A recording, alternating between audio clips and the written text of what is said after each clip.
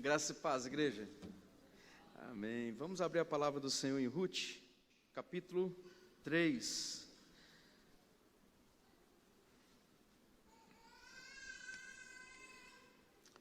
Vamos ler os 18 versículos de Ruth 3 de forma alternada, ok?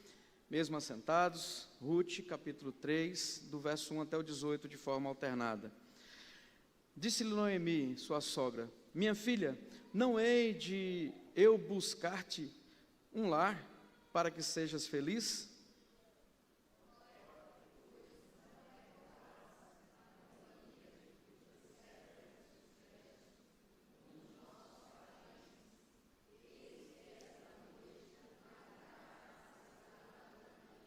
Banha-te e unge-te, e põe os teus melhores vestidos, e desce a eira, porém não te des a conhecer ao homem, até que tenha acabado de comer e beber.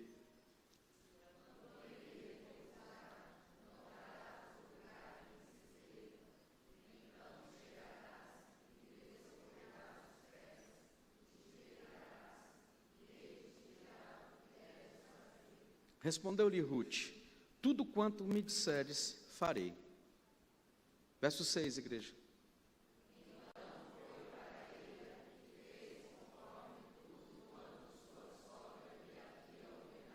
Havendo, pois, Boaz comido e bebido, e estando já de coração um tanto alegre, veio deitar-se ao pé de um monte de cereais. Então chegou ela de mansinho e lhe descobriu os pés e se deitou.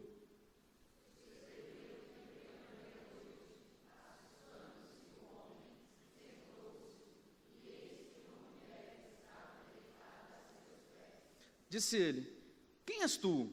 Ela respondeu: sou Ruth, tua serva. Estende a tua capa sobre a tua serva, porque tu és resgatador.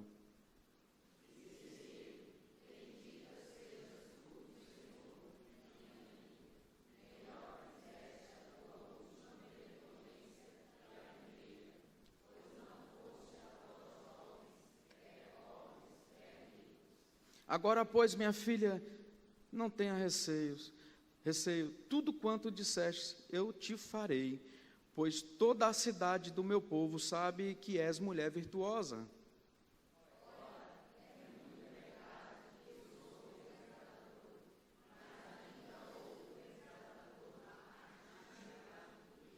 Fica-te aqui essa noite, e será que pela manhã, se ele te quiser resgatar, bem está, que te resgate. Porém, se não lhe apraz resgatar-te, eu o farei tão certo como vive o Senhor. Deita-te aqui até amanhã.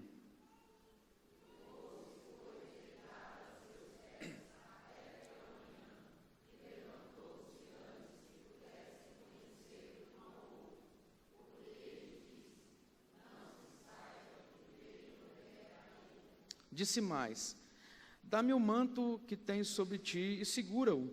Ela o segurou e ele o encheu com 6 medidas de cevada e lhe o pôs às costas. Então entrou ela na cidade.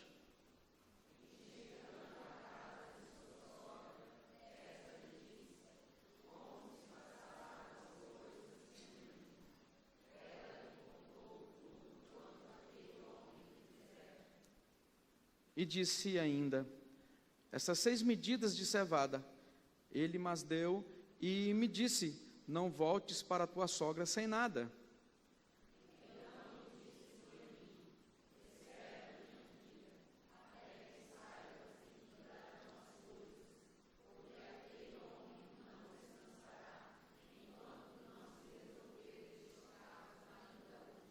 Santo e amado Deus, mais uma vez nós nos colocamos em total dependência do Senhor.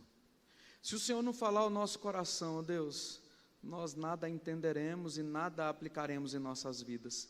Então, Pai, fala ao meu coração e ao coração da Tua igreja nesse momento, em nome do Senhor Jesus. Amém e amém. Amados irmãos, decisões na vida, tomar decisões, pense num negócio difícil, enfrentar as grandes decisões da vida, mais difícil ainda.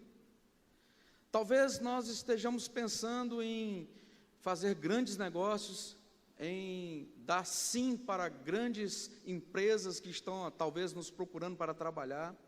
Outros ainda podem estar pensando em uma proposta de casamento, né? Quando não é pego de surpresa, talvez ali o noivo chegou, eu estou pensando em casar. São grandes decisões. Mas também são grandes decisões acordar, saber o que vestir, saber como é que vai trabalhar, saber o que vai fazer do dia. São grandes decisões em nossas vidas. Todos os dias nós precisamos tomar decisões. Todos os dias são postos em nossas vistas decisões a serem tomadas. E nós precisamos tomar essas decisões. Olhando para esse livro de Ruth, olhando para esse trecho aqui, que mostra, eu creio que na semana passada nós falamos de um dia na vida de Ruth, hoje poderia ser uma noite na vida de Ruth, que muitas coisas aconteceram nesse bate-papo, nessa conversa. Esse texto ele é rico, e muito rico em detalhes de muitos costumes, tanto religiosos quanto culturais, lá dos primórdios de Israel. Então, parece que esse texto está longe da gente, parece uma história meio sem pé nem cabeça. Para nós hoje é uma coisa estranha.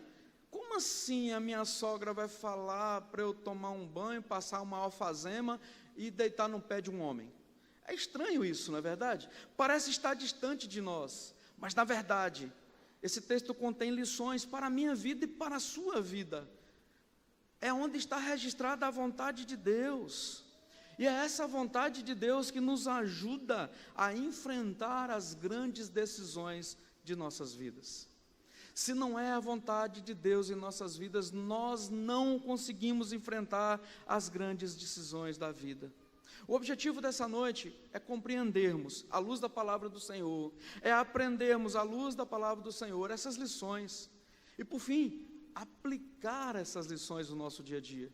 Porque nada serve uma cultura antiga, sendo falada, uma exegese bem feita, mas se não tem uma aplicação para mim e para você, lá no nosso dia a dia, lá na nossa casa, lá no nosso acordar, lá nas nossas decisões.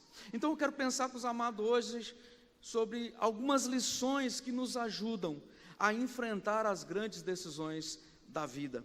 E o texto nos dá, do verso 1 até o verso 5, a primeira lição. E a primeira lição é que Deus abençoa aqueles que se deixam dirigir pelos seus valores. Cumprido, né? Deus abençoa aqueles que se deixam dirigir pelos seus valores, os valores de Deus.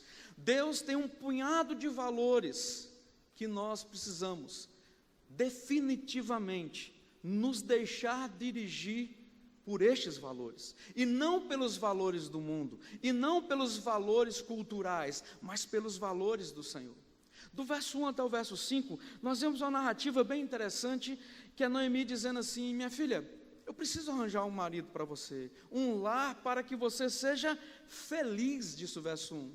E é interessante que diz assim: Boaz, esse que você colheu lá na roça dele, que ele foi muito benevolente com você, que ele te protegeu, que ele te defendeu, ele é parente próximo, ele é resgatador, e essa noite ele vai estar lá limpando os seus cereais para poder vender. Então, ela diz assim no verso 3, toma um banho, é isso que ela está falando, lava-te, toma um banho, olha aí, banha-te, unge-te. O que ela está dizendo aqui? Toma um banho, passa uma alfazema, fica bem cheirosinha, fica bonita, veste um vestido bonito, o melhor vestido que você tem. É isso que está dizendo, põe os teus melhores vestidos e desce lá para onde que ele está trabalhando. Mas não se deixa ver, porque uma mulher viúva andando no meio de não pega bem, não se deixa ver, olha isso. Mas quando ele for repousar, você vai notar onde ele está deitado, e você vai deitar aos seus pés. Aí talvez você esteja pensando, que é isso? Que estranho, que conselho mais sem pé nem cabeça. Hoje você, moça, faria isso se sua mãe mandasse, ou se você ficasse viúva, sua sogra mandasse? Você ia falar, está louca, me respeite. Porque nós estamos numa cultura distante. Entretanto, ainda que nosso contexto pareça estranho, o conselho de Noemi para sua nora Ruth Esse conselho fazia parte de um sistema de valores dados pelo próprio Deus. Lembra a lei do levirato, que eu já estou falando desde o capítulo 1, nós estamos na 5ª exposição de Ruth. A lei do levirato, a segurança social, a proteção da família, a proteção da propriedade. Tudo isso era uma coisa normal para aquela época. É nesse sistema onde a terra representava o sustento, onde a terra representava abrigo, onde a terra ela determinava que o parente mais próximo deveria se casar com essa viúva que não tem filhos, e o primeiro filho desse casal seria o descendente daquele que morreu, dando assim continuidade à propriedade, dando continuidade à família. Essa era a lei. E para que não houvesse injustiça dentro da própria família, essa lei do levirato existia, e que mostrava que essa viúva ela era não propriedade total, mas o primeiro filho era passado para o irmão que tinha morrido, ou em nome do irmão que tinha morrido. Assim, havia uma continuidade de justiça social, uma continuidade de justiça familiar, bem como um sustento sem exploração. Observe, porque a terra passava sempre para o filho mais velho. Não tinha briga. Quem é o filho mais velho? Ele que tem o direito, ponto. Não ficava essa confusão que às vezes a gente vê hoje. É nesse sistema que existia papéis que precisavam ser executados e que demonstravam o compromisso para aqueles que tinham um compromisso com os valores de Deus, o compromisso daqueles que tinham compromisso com os valores de Deus. Amada igreja, Ruth, ela tinha um compromisso de ser a esposa de alguém que poderia representar a continuidade do nome do seu marido. Esse era o papel de Ruth. Ela sabia disso. Ela tinha aceitado. Lembra quando ela diz: o seu Deus é o meu Deus, o seu povo é o meu povo. Quando ela fala isso, ela aceita o pacote completo. Todo o conjunto de leis que regia o povo de Israel. Então ela sabia do seu compromisso. Já Noemi, a sua sogra, ela tinha a responsabilidade, ela tinha um princípio de valores de ser a iniciadora do processo para que ela cuidasse da sua nora, para que a sua nora pudesse casar com o parente mais próximo, ou seja, o resgatador. Era o papel de Noemi. Ela tinha que ficar atenta e olhar: esse aqui é resgatador, esse aqui não é, esse você pode casar, esse aqui você não pode. E Noemi fazia o seu papel. Já Boaz, o seu papel, o seu compromisso, é porque ele era o parente mais chegado. E ele sabia disso, então ele precisava assumir o papel de ser resgatador. Irmãos, observe que quando nós assumimos os nossos papéis e as nossas responsabilidades, as coisas ficam muito mais definidas, as coisas ficam mais lúcidas, mais claras. A grande lição que podemos aprender desses papéis, deste costume tão distante da nossa realidade, é que os valores do reino de Deus, descritos na Escritura Bíblica, esses valores nos ajudam a definir os papéis. São esses valores que nos ajudam a assumir compromisso que abençoa. Compromissos que abençoam a nós mesmos, que abençoam a nossa família e que abençoa a sociedade. Quando assumimos os nossos papéis, a bênção do Senhor vem sobre nós, vem sobre a nossa família e vem sobre a nossa sociedade. Pense se cada um de nós fizéssemos o nosso papel. Como seria uma sociedade? E quando eu digo cada um de nós, eu digo onde nós moramos. Como seria muito mais fácil, como seria muito mais limpo trabalhar. Hoje, a bem da verdade, nós não vemos isso. Pessoas assumindo seus compromissos consigo mesmo, com a família e com a sociedade. O que nós vemos é uma completa, às vezes, anarquia, uma inversão de papéis, uma inversão de valores. Muitos têm contestado os valores bíblicos.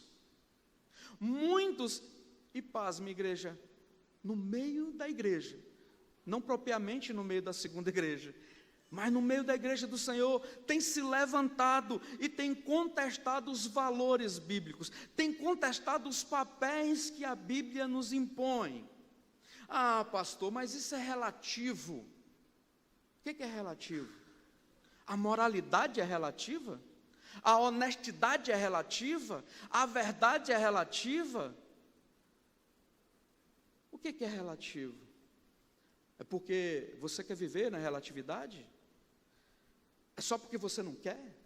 Então passa a ser relativo? Amada igreja, quando nós contestamos os valores bíblicos, nós dizemos para Deus que Ele errou. Nós dizemos para Deus, quando contestamos os valores bíblicos, que Ele não sabe fazer as coisas, e sim, nós sabemos fazer. E em nome de uma liberdade pessoal, de uma liberdade de expressão, nós fazemos atrocidades. Nós não, vou me tirar dessa. Muitos fazem atrocidades, fazem loucuras. Postei esta semana uma frase de Josemar Bessa, que ele diz que, parafraseando o rouba mais faz, são aqueles que pregam heresias, mas ganham almas. Observe a paráfrase que esse homem fez, se não é verdade. Às vezes, em nome de encher os bancos que estão faltando, prega-se qualquer coisa, aceita-se qualquer coisa, em nome de populismo. Isso não são valores bíblicos. Isso não são valores requeridos por Deus a mim e a você. Essa liberdade pessoal, nós temos que tomar muito cuidado.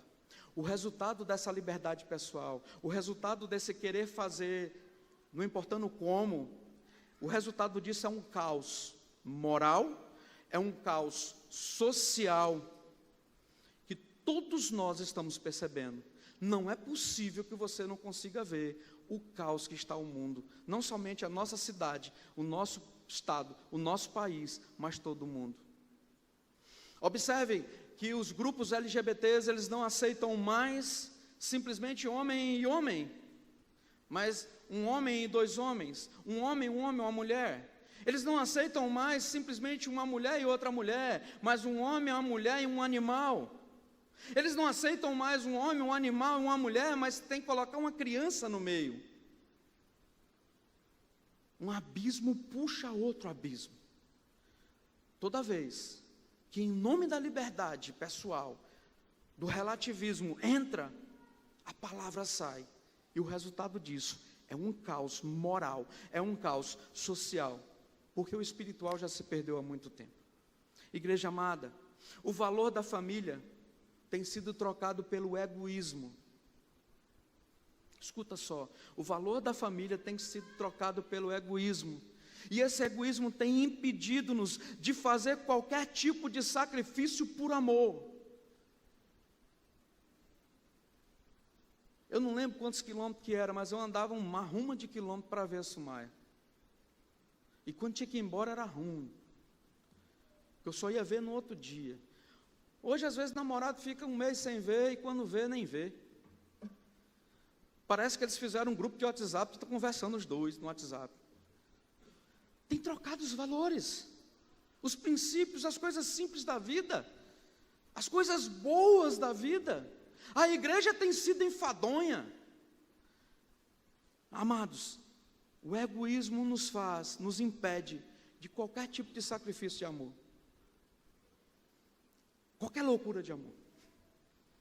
Às vezes, quando eu ouço a Yara falando, mozinho, agora está gravado, cena. Perdeu-se isso, essa simplicidade do amor. Amada igreja, o valor incondicional tem sido trocado o amor incondicional tem sido trocado por um amor hedônico. Se não for dar prazer, eu não vou. Eu vou me sentir bem? Eu vou. Eu não vou me sentir bem? Estou fora. Por quê? Porque o mundo tem imposto isso na cabeça da gente. Nas músicas, nos filmes. Quem assistiu Lei da... Som do Silêncio... Como é que é o... Som da Liberdade. Se não assistiu ainda, assista. Fala em nome de Jesus, assista. Faz toda a diferença. Não é aquele filminho clichê. É um filme cheio de realidade. É um filme que demonstra realmente o amor de uma pessoa por vidas. Por vidas. Um amor de uma esposa que diz: vai, meu bem, vai lá e salva aquele povo. Isso está se perdendo, igreja. Nós estamos parecendo aqueles cabras que olha o cara no caminho lá, o samaritano lá caído lá e passa largo. Não é samaritano caído, era um homem caído. O samaritano que pega ele, é isso, né? Eu acho que é isso. Vocês entenderam? Falhou aqui minha cabeça. Quer ver outro papel que está sendo deturpado? O papel do marido. Falávamos hoje na aula de paz que os papéis precisam ser definidos. Esse é o processo. Uma identidade é definida em Cristo e precisa se definir o processo, o projeto, e sabendo que ele é longo e é vitalício. Porém, o papel do marido como provedor, como protetor da família tem se perdido. Homens cada vez mais frouxos. Homens cada vez mais sem aguentar o rojão do que o homem tem que aguentar. Tem perdido os valores, observe. Não se deixam mais guiar pelos valores de Deus. As mulheres, as esposas, não querem mais ser mães. Não querem mais gerar filhos. Mas eu falo isso com raiva, porque isso é um absurdo. A palavra de Deus diz: deixa o homem, pai e mãe, junte-se à sua esposa, os dois sejam uma só carne. Para quê? Para procriar. Oxi, qual a dificuldade? Não, botar filho nesse mundo tão difícil. Uai, é você que vai segurar? Ou é Deus? É você que vai salvar ele? Ou é Deus? É você que vai fazer uma bolha ali, um coisa de vidro, uma redoma? Ou é Deus? Observe como os valores estão se perdendo. A mulher, que é a mãe, que é o elo, sabe, da família, é a unidade forte da família, é responsável por cuidar do amor dos filhos, da estrutura familiar, tem se perdido. Mas por que tem se perdido? Porque os homens têm se perdido. Observe que é uma corrente. Os valores do sexo depois do casamento têm se perdido. Ah, não, pastor, tem que fazer um test drive. Tudo isso tem sido substituído. Sem um mínimo de pudor. Sabe qual é o problema maior? É que nós temos achado isso normal. Noemi sabia o papel dela. Ruth sabia o papel dela. Boaz sabia o papel dele. E nós não estamos sabendo o nosso papel. Quando a tua mulher fala assim: meu bem, tem um barulho lá fora, saia, nem que seja de cueca, mas saia lá fora e vai ver o que é. Tu é o homem da casa. Tome vergonha. Proteja sua família. Não espere que tua mulher tomar as decisões que você tem que tomar, não. Saiba o seu papel. Seja guiado pela vontade de Deus. Seja dirigido pelos valores do Senhor. Mas à medida que nós perdemos esses valores de Deus em nossos dias, construímos uma sociedade cheia de anarquia, uma sociedade confusa, uma sociedade perdida, onde não há bênçãos. Mas quando colocamos em prática, em fé, com certeza de que Deus tem o melhor para as nossas vidas, os valores de Deus são as melhores coisas para a minha vida e para a sua vida. E quando nós assumimos os papéis que norteiam o nosso dia a dia, que orientam a nossa vida, colhemos as bênçãos que Deus deixou para que colhamos. Semeamos bênçãos, colhemos bênçãos, e andamos pelo caminho semeando maravilhas de Deus em toda a nossa existência. Hoje, nesse exato momento, não vou deixar nem para o final do sermão não, que eu ainda estou no primeiro ponto. E são vários pontos.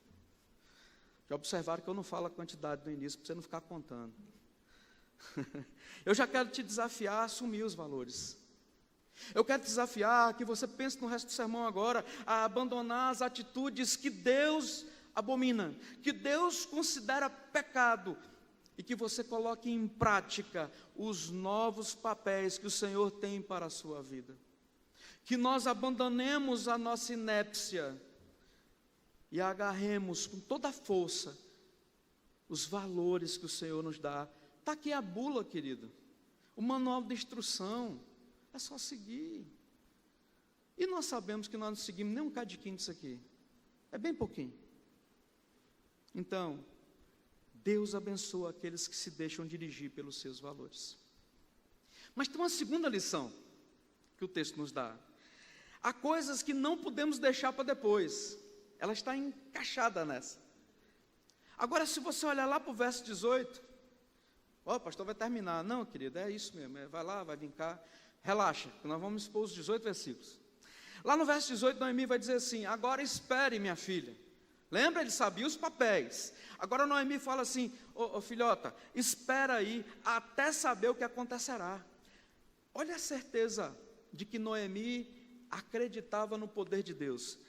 Sem dúvida, aquele homem, Boaz, não descansará enquanto não resolver essa questão hoje mesmo. Essa segunda lição nos ensina que tem certas decisões em nossas vidas que nós devemos tomar e não podemos deixar para tomar depois. Tem um ditado por aí, desses procrastinadores, que diz: por que fazer hoje se eu posso fazer amanhã? Não é verdade? Tem muitos que dizem isso. Mas não é isso que Deus quer de nós. Deus quer que nós façamos aquilo que temos que fazer hoje.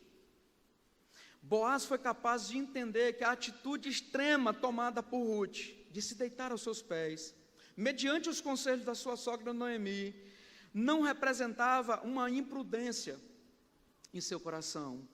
Ainda que as palavras que ela usou, que Ruth usou, fossem fortes. Lembra que ela diz no verso 9? Ele pergunta: quem é você? Boaz pergunta: estava tudo escuro, irmão, hoje nós temos luz. Não tinha nem lanterninha de celular. Ele fala: hein, quem é você? Ela fala assim: sou sua serva Ruth. E olha que palavra dura que ela diz para Boaz: estenda a tua capa sobre a sua serva, pois o Senhor é resgatador. Ou seja, bora, meu filho, toma uma atitude. Vai ficar aí me olhando? Trem. Bora. Levanta, sacode a poeira, vamos para cima. Toma uma atitude de homem. Essas palavras representavam um pedido de que a lei fosse cumprida e que Boaz tomasse Ruth por esposa, e que o primeiro filho, eles sabiam disso tudo, irmãos. Não precisava ninguém lá, um pastor procurar e falar assim: ô Boaz, você sabe que o primeiro filho vai ser dado como filho lá do ex-marido dela, do defunto? Não precisava, ele sabia disso. Então esse pedido dela era pesado. O primeiro filho seria considerado do marido falecido. E essas palavras eram, na verdade, uma acusação de injustiça para com o resgatador, que estava demorando em encontrar uma solução. É exatamente: bora, meu filho, estou aqui, tua serva, tu vai estender a capa.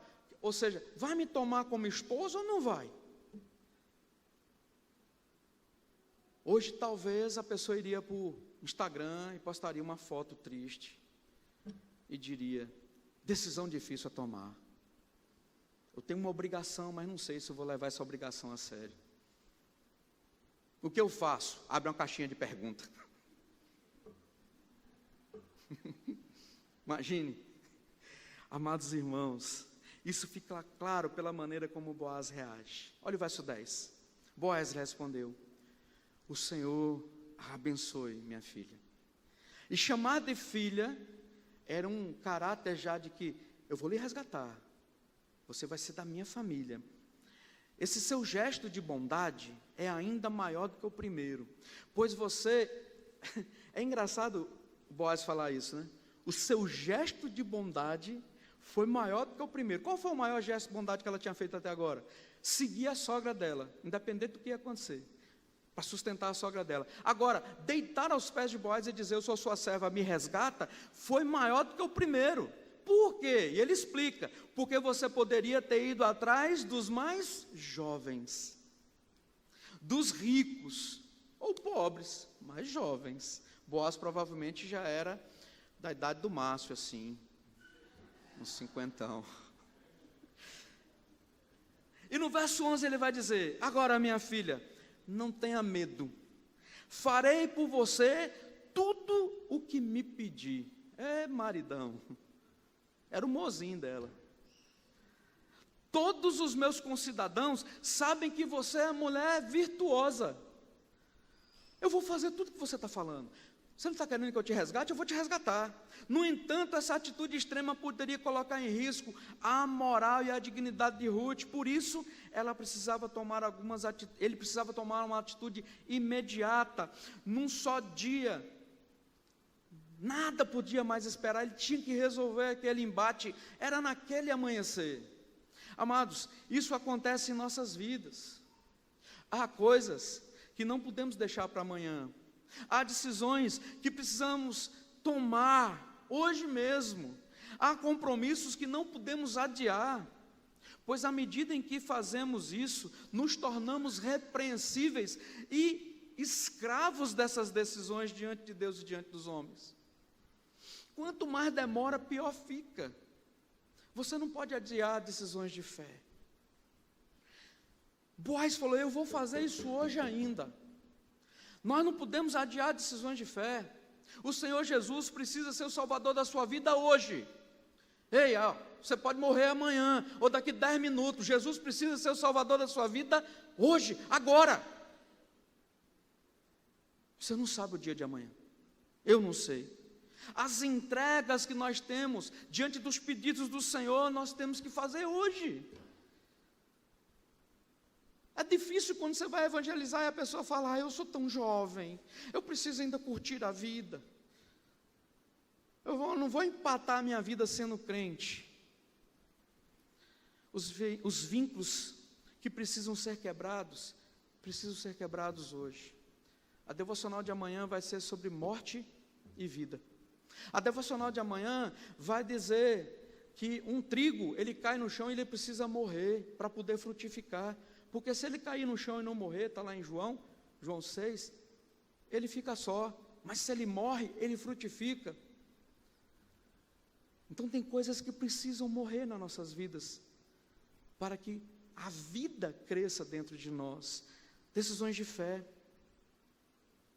Tem concertos que não precisam e não podem ser deixados para depois. Amados, o perdão precisa ser repartido. A restauração precisa ser compartilhada. Eu e você não podemos adiar aquilo que é inadiável. Nós não podemos adiar gestos de amor, de forma nenhuma. Então, amada igreja, o segundo ponto é que há coisas que não podemos deixar para depois, à vista desse texto. Uma terceira lição, que nos ajuda a enfrentar os grandes desafios dos nossos dias, é que há ações intransferíveis. Observe como o texto vai crescendo. Há ações intransferíveis. Essa é a outra lição. Noemi, ela sabia da sua função e ela não podia passar para ninguém. Ruth também, Boaz também. Então, na vida há coisas que não podemos transferir para os outros. São de nossa responsabilidade. Uma vez eu ouvi uma coisa que eu fiquei muito aborrecido. O pastor falou assim, se a louça não está lavada na tua casa, a culpa é tua, pai. Marido, homem da casa. A culpa é tua, que não está regendo sua casa. Complicado isso, né? Complicado isso. Eu fiquei muito com raiva do pastor.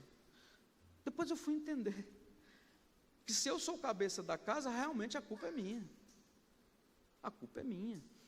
Amados, há coisas que nós não podemos transferir para os outros, são de nossa responsabilidade. Se não fizermos, o prejuízo será irreparável. Se eu não criar os meus filhos, o mundo vai criar. Se eu não zelar pela pureza da igreja, como pastor da igreja, assim como o pastor Evandro é o pastor da igreja, se nós não zelarmos assim junto com o conselho da pureza da igreja, da fidelidade da igreja, quem que vai zelar? Quem? Vai deixar na mão de quem?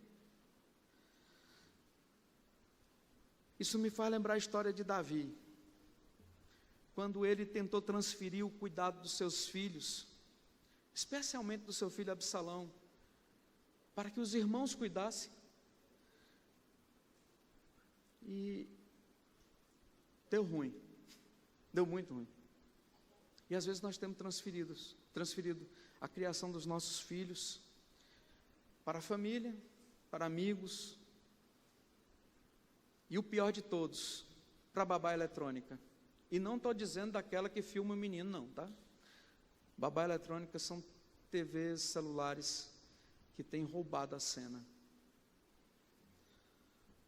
Às vezes você chega na casa das pessoas, as crianças estão vidradas, assistindo Marcha e o Urso. Pensa um desenho diabólico. Pastor, você não é doido, não, está falando, está saindo tudo no YouTube. Não é mentira. Bom, se quiser meu CPF para processar, nós estamos aí.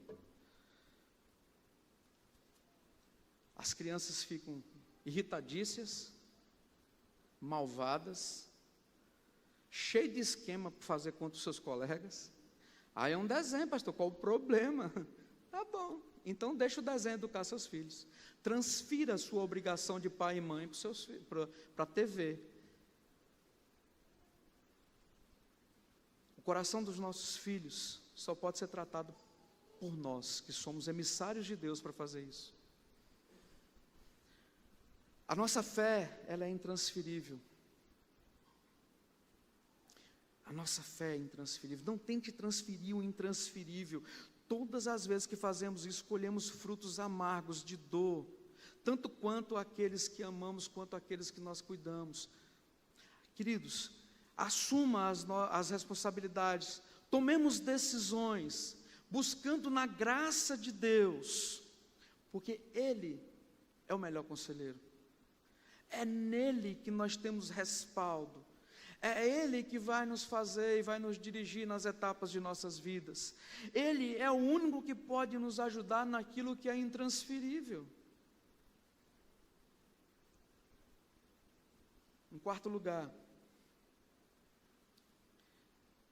e último, eu fui olhar se era o último mesmo. Todos nós precisamos de um resgatador.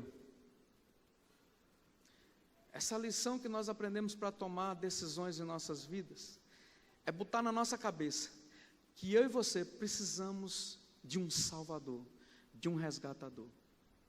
É interessante perceber que Deus coloca tanto na história quanto na cultura, algumas referências que nos ajudam a entender o quanto precisamos dele, como Deus, como Salvador.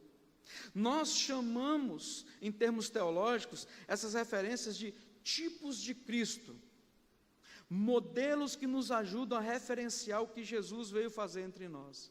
Boaz é um tipo de Cristo, ele é o resgatador, ele é aquele que poderia salvar da vergonha, da tristeza, da pobreza, da solidão, aquela moça viúva, desamparada. A história de Ruth nos ajuda a compreender que todos nós precisamos que todos nós estamos à procura deste Salvador, alguém que possa entrar em nossa história e pagar o preço do nosso resgate, e o único que pode fazer isso é Cristo. Antes de encontrar o resgatador, eu e você, nós vivíamos sem esperança. Se você não encontrou ainda esse resgatador, se você não tem um compromisso com esse resgatador, você não tem esperança, por mais que diga que tem, porque você não tem por onde se apoiar e aonde se apoiar. Vivemos em um sentimento de que até Deus nos abandonou. Lembra de Noemi? Deus não, Ele tem pesado a mão sobre mim, Ele não lembra de mim mais. Elimeleque pensou isso. Faltou pão na casa do pão, eu estou vazando da casa do pão, vou procurar pão em outro lugar. É como se Deus tivesse abandonado. Porque quando vivemos sem um resgatador, vivemos sem esperança, sem esse sentimento de pertencimento a Deus. Isso não é legal. Somos encontrados quando, pela fé, seguimos em direção à terra de Deus, ao povo de Deus. Somos resgatados. Somos aquela ovelhinha perdida. Não o filho pródigo que quis ir embora. Mas aquela ovelha que se perdeu porque temos uma visão ruim, temos uma percepção ruim. Você já percebeu que nós somos chamados de ovelhas? Frágeis, cegas e burras. Não fique com raiva de mim, não. Fique com raiva de mim, não. Tem um vídeo de um cabra tirando uma ovelha de dentro de um buraco. Ele tira dentro do buraco, ela pula, cai dentro do buraco de novo. Ela não tem percepção do perigo. Uma ovelha que está sem pastor, ela morre rápido. Ela pega doença. Ela enche de carrapicho. A sua lã fica excessiva, ela não consegue caminhar. Já percebeu isso? Nós precisamos de um resgatador, nós precisamos de um salvador, nós somos aquele que caminha em direção à terra de Deus, ao povo de Deus. Nós vemos o seu amor quando, de um modo tremendo, somos alcançados pela graça irresistível desse Salvador. Jesus, Ele veio a este mundo para que pudéssemos ser resgatados, para que pudéssemos ser resgatados da pena do pecado, para que pudéssemos ser resgatados da destruição de Satanás, para que pudéssemos ser resgatados da solidão de andar pelos caminhos da vida, sem ter quem nos ampare. Ah, igreja, Jesus é o meu resgatador e deve ser o seu. Deve ser o seu, nosso Senhor. Se assim não for, nós estamos perdidos. Para onde você vai quando morrer? Onde você vai morar? Sabe onde fica o inferno, igreja? O inferno fica no final de uma vida sem Deus. É lá que fica. E é para lá que vão aqueles que não creem no Senhor. É para lá que vão aqueles que não têm assumido o seu compromisso de servo. Aqueles que não têm assumido sua responsabilidade de servo. É como se Ruth estivesse falando para você: levanta, estende a tua capa. Tu és resgatador.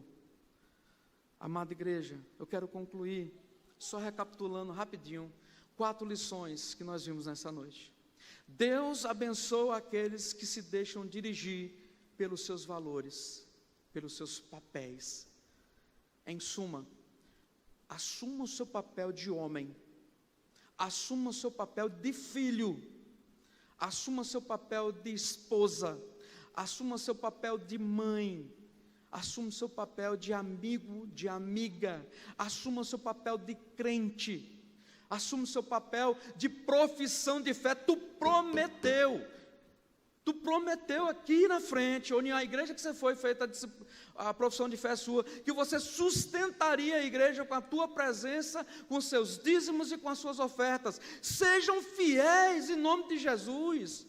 Não é pedir demais, é só dizer assim: tenha caráter, cumpra aquilo que tu prometeu, somente isso. Deus abençoa quem se deixa dirigir pelos seus valores, pelos seus papéis. A segunda lição que nós vimos é que há coisas que não podemos deixar para depois, então faça hoje. Tome um compromisso hoje, no compromisso dia 31 de dezembro, não. Esse ano eu vou ler a Bíblia, até o final do ano eu vou ler a Bíblia. Não sai de Gênesis. Já leu Gênesis 50 vezes, mas nunca passou dali. Eu vou te orientar a começar do Novo Testamento, para ver se você pelo menos passa de Gênesis. Assuma, não deixe para depois. O tempo está passando. Olha no espelho, nós estamos envelhecendo. A morte tem chamado a sua senha todos os dias e nós não sabemos a nossa. Acorda, ó tu que dormes, como diz Paulo aos Efésios. Então, não deixe para depois o que você pode fazer hoje, agora. Em terceiro lugar, essa ação é intransferível, é só você que pode fazer. Hein? Sua mulher não pode te salvar, não. Ei, seu marido não pode salvar, não. Seu filho não pode salvar, não. Você, filho, seu pai não pode te salvar, não. É você que tem que tomar um compromisso, é você que tem que assumir os papéis, é você que tem que fazer, é você que tem que tirar o pé do chão, é você que tem que dizer, em nome de Jesus, de hoje em diante, eu vou cumprir isso aqui. Será que é pedir muito? Em quarto lugar, nós só vamos conseguir fazer isso, porque nós precisamos. E quando entendemos que precisamos, e quando encontramos com este, que é o nosso resgatador, todas as coisas vão contribuir para o bem daqueles que amam o Senhor. Amada igreja, a graça de Deus que está sobre minha vida, senão eu não conseguiria estar nem aqui na frente em pé com vocês, que você não estaria aí no banco escutando, é a graça de Deus que tem envolvido os nossos corações. É a graça de Deus que faz com que os compromissos intransferíveis sejam executados. É a graça desse resgatador que não nos deixa deixar para depois aquilo que nós temos que fazer hoje. Se perdão, perdão, se clamor, clamor, se adoração, adoração, se fidelidade, fidelidade. É a graça de Deus que nos faz dirigir ou ser dirigido pelos valores e os papéis que o Senhor mesmo nos dá em sua palavra. Então, vivamos para a graça, para a glória, pela misericórdia de nosso Deus. Vamos ficar de pé e orar?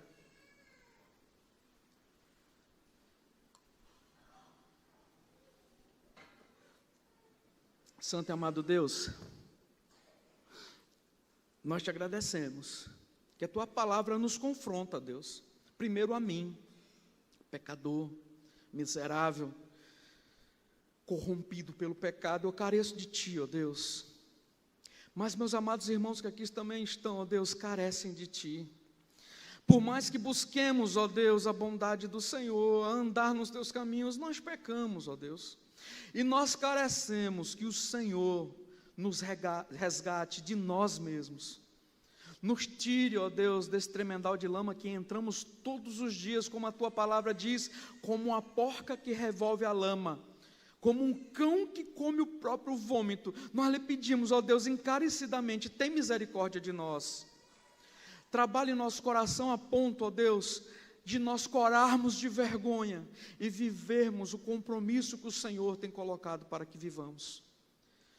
Nos confronte todos os dias ao acordarmos, ó Deus, que nós precisamos cuidar da nossa família, nós precisamos cuidar do nosso comércio, nós precisamos cuidar, ó Deus, dos nossos colegas de trabalho, nós precisamos cuidar dos nossos colegas de sala de aula, nossos vizinhos, nós precisamos, ó Deus, impulsiona o nosso coração, Pai, para que nós não sejamos uma igreja indiferente, mas para que sejamos uma igreja relevante, uma igreja que adora, que bendiz, que louva o seu nome, que a plenos pulmões fala do seu amor, fala do amor intransferível do Senhor, ó Deus. Que o seu Santo Espírito nos capacite a caminhar essa caminhada tão difícil, a tomar decisões em nossas vidas, e que essas decisões todas louve o seu nome, engrandeça o seu nome, para a honra e glória do seu nome. É em nome de Jesus, ó Deus, que nós oramos. E que a graça do nosso Senhor e Salvador, Jesus Cristo, o nosso resgatador, Deus, o eterno Pai, o Criador de todas as coisas, e o seu Santo Espírito, nos abençoe, nos guarde, nos conduza nessa semana com poder e graça. Em nome do Pai, do Filho, do Espírito Santo. Amém, amém e amém.